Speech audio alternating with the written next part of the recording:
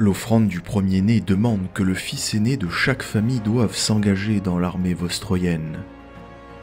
Cet édit ne souffre aucune exception, pas même pour les plus grandes familles de la noblesse ou les tectriarques.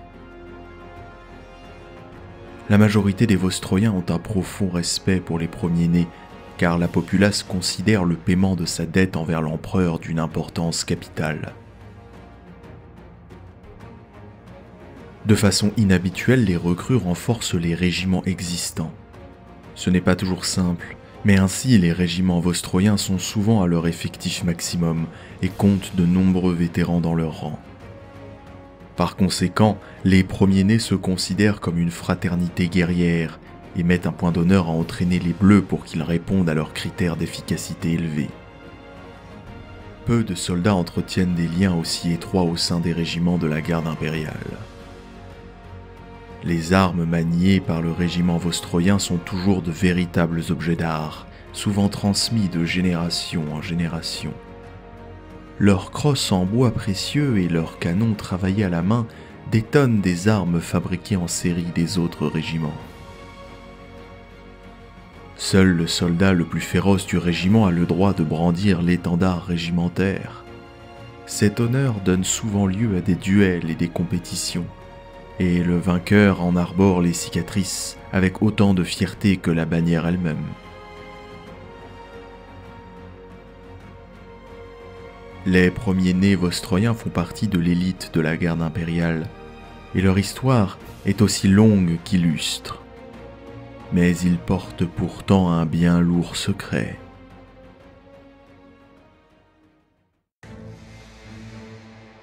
La honte de Vostroya trouve ses racines dans un âge reculé bien avant l'ascension de l'empereur sur le trône d'or, à l'époque même où les Résidorus menaçaient d'annihiler la race humaine.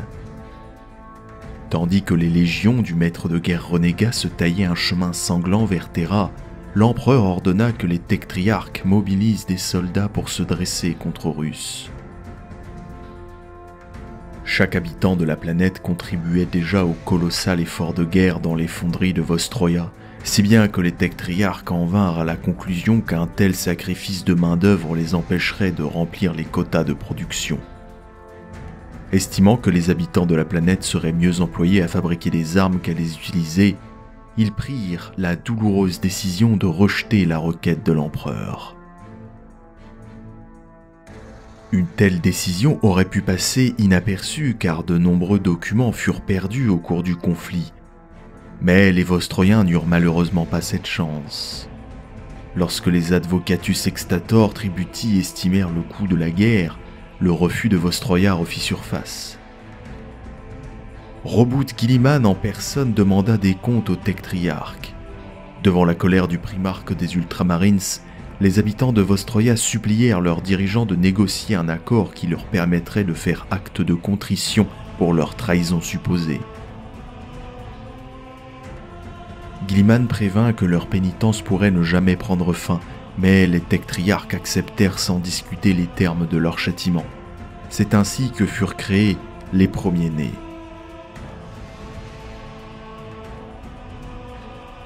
Les termes de l'accord entre Guilliman et les tectriarques étaient simples, mais il a pour toujours changé la nature de la société vostroyenne. Pour s'acquitter de leurs dettes envers l'empereur, les familles de Vostroya donnent depuis 10 000 ans l'aîné de leurs enfants à la garde impériale. Contrairement aux autres régiments de la garde qui sont levés en masse, les rangs des premiers-nés sont régulièrement renforcés par des nouvelles recrues originaires de Vostroya. Pour les habitants de ce monde, le fait que les régiments de premiers-nés aient été toujours en activité depuis leur création est une immense source de fierté. La population de Vostroya continue de travailler pour remplir les quotas de production établis par leur maître de l'Adeptus Mechanicus, mais le paiement de leurs dettes envers l'empereur est leur priorité. Chacune des usines de la planète possède un atelier sacré où l'on produit le matériel des premiers-nés. Chaque ouvrier est censé consacrer 1 heure de travail sur 10 à l'entretien des premiers-nés. Mais les Vostroyens acceptent avec bienveillance ce sacrifice, car les premiers-nés sont à la fois leurs fils, leurs héritiers et leur seul espoir de rédemption. C'est la raison pour laquelle les artificiers produisent pour eux des armes d'une grande qualité. Crosses en bois ouvragé, ornements en métaux précieux et canons forgés avec une grande précision remplacent l'armement fonctionnel des autres régiments de la garde impériale. Ainsi, la moindre pièce d'équipement est une véritable œuvre d'art, traduisant les espoirs de tout un peuple. Au 41e millénaire, les détails sur le passé de Vostroya sont oubliés de tous, dissimulés sous le voile d'ignorance qui recouvre tous les événements liés à l'hérésie d'Horus. Mais en dépit de cela, il est de notoriété publique que les Vostroyens ont failli à l'empereur alors qu'il avait besoin d'eux. Il est presque certain que personne ne sait exactement ce qu'il advint jadis, mais tous les Vostroyens savent que leurs ancêtres ont péché. Les commandants impériaux, au courant d'une partie de la vérité, ne manquent pas de rappeler leur déshonneur aux premiers-nés sous leurs ordres pour les humilier et ainsi les pousser à se dépasser. Cependant, cela n'est pas nécessaire, car les soldats et les citoyens de Vostroya sont dévoués à l'empereur et ils cherchent par tous les moyens à se racheter aux yeux de l'Imperium. Les rigueurs climatiques de Vostroya sont des conditions idéales pour l'entraînement des premiers-nés. C'est parmi les ruines glacées de complexes industriels désaffectés que les soldats apprennent les techniques de combat rapproché et la discipline de tir. Certains succombent à un entraînement si dur, mais ceux qui survivent font partie des combattants les plus coriaces de la garde impériale. Leur pacte antique les pousse en avant et leur inspire la ténacité, le courage et l'obstination dont ils font preuve et qui évoquent l'Adeptus Astartes plutôt que la garde impériale.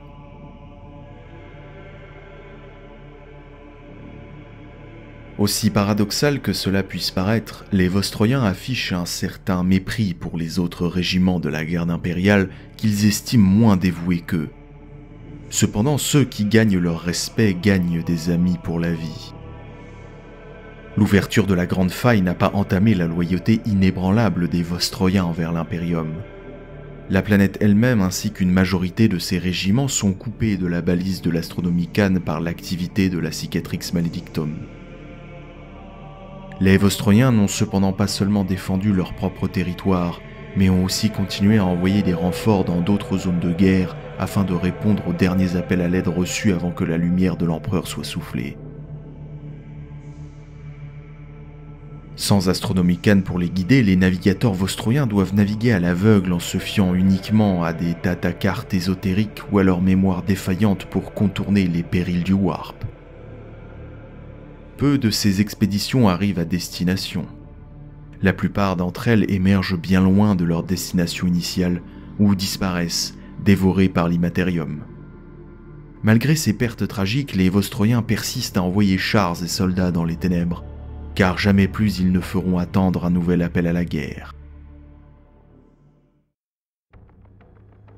Comme tous les régiments premiers-nés vostroyens, le 55e peut retracer son histoire jusqu'à la reconstruction de l'Imperium après l'hérésie d'Horus. Des générations d'hommes vostroyens ont combattu, saigné et sont morts sur d'innombrables mondes à travers la galaxie. C'est un vieux dicton parmi eux qui dit que le sang vostroyen a été versé sur chaque monde de l'Imperium, et étant donné l'illustre histoire de ce régiment premier-né, ce n'est peut-être pas très loin de la vérité. Les Irascibles gagnèrent leur surnom non pas à la suite d'un seul engagement, si décisif fut-il, mais au fil des centaines de batailles. Le 9e premier-né servit pendant 3 siècles et demi à la fin du 41e millénaire, ce qui ne fut possible que grâce au fait que les premiers-nés sont l'une des rares formations de l'Astra Militarum à faire venir des renforts de son monde natal pour maintenir ses effectifs. Le 9e Vostroyen devint l'une des formations les plus aguerries du Segmentum Obscurus avant de finalement rencontrer son destin lors de la chute de Karak Prime. Les Irascibles tinrent la cité pendant 18 mois face à une vrille de la flotte ruche Moloch, dont les créatures formaient un tapis depuis le pied des remparts jusqu'à l'horizon. Les défenseurs savaient que le froid glacial de l'hiver allait affaiblir l'ennemi et que les Xénos devaient à tout prix prendre la cité et la source de nourriture qu'elle représentait avant que la température baisse. Mais les munitions du 9e venaient à manquer et ses soldats savaient la fin proche. Comprenant qu'ils étaient condamnés, les irascibles ouvrirent les portes de la ville pour attirer la nuée tyrannie dans ses murs. Ce ne fut que lorsque l'essentiel de la horde fut entré que les Vostroyens firent sauter les générateurs nucléaires de la cité, détruisant la ruche, ses défenseurs et environ 85% des tyrannides. Avec la venue de l'hiver, les Xénos survivants moururent de faim et la vrille fut défaite. La quête de rédemption des premiers-nés Vostroyens ne connaîtra aucune fin, et ils arpenteront la galaxie de long en large, portant sur leurs épaules tout le poids de la culpabilité de leurs ancêtres.